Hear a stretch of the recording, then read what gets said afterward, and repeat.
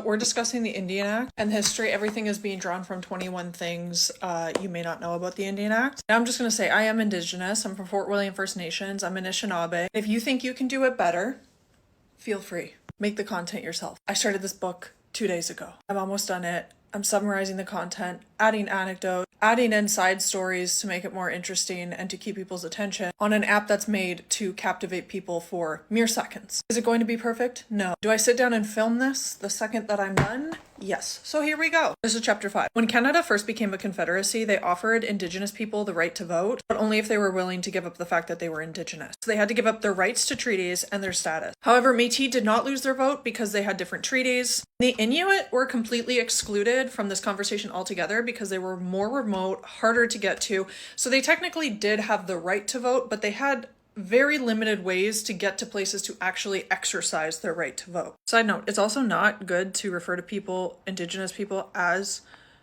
Indians, but I am because it's called the Indian Act. And I'm referencing book as well as my notes. Some of the reasons that they offered up in the House of Commons to not give people the right to vote, that they were incapable of exercising the franchise, not capable of civilization and would eventually become extinct, were utterly incapable of managing their own affairs, and the numerous legal disabilities imposed on them by the Indian Act made extension of the franchise inappropriate. There should be no representation without taxation. The vote should not be extended to Indians involved in the 1885 rebellion. Indian property interests in reserve lands were not equivalent to non-native property interests, which is interesting because it kept giving Indigenous land to settlers. Indians should not have the vote while under the discretionary care of the government. They were too controlled by the government, and therefore interference by Indian agents was possible. Extending the vote to Indians represented an encroachment on the rights of white men. World War II is when we saw a shift into wanting to give Indigenous people the right to vote. Again, World War II was kind of a shift in a lot of things, but in order to get that right, you would still have to give up your status. It wasn't until 1960 that people were given the right to vote. Okay, so prior to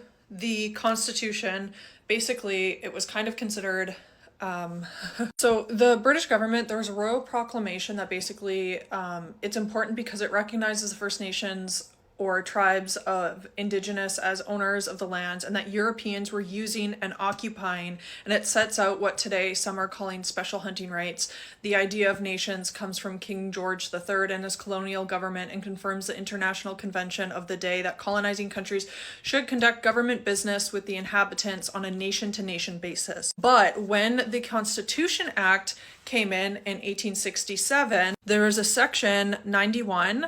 The federal government was given authority to make laws about Indigenous and lands reserves. They changed it from a nation-to-nation relationship, so it wasn't like Indigenous in Canada going like this, and they made it so that Indigenous were considered wards of the crown and would be forced to assimilate. In 1969, they tried, actually Justin Trudeau's dad tried to get rid of the Indian Act by coming up with, it's called the White Paper, but the wording in it was really bad, and it also at times put blame on Indigenous people. The wording was weird. They said that they encouraged them to settle on reserves held by the crown for their use and benefit. Not only that, but there was a concern that if they were to take away certain treaties or things like that, that it would basically just ignore all of the history of what the government said they were going to give Indigenous people, what the treaty said they were going to give Indigenous people. This did not make Pierre Trudeau happy, and he said, we will keep them in the ghettos as long as they want. And that was in 1970. So there's a little section left that will go into the dismantling of the Indian Act, and then I'm going to try and cover, like somebody mentioned, Indian hospitals. I'm going to go over that.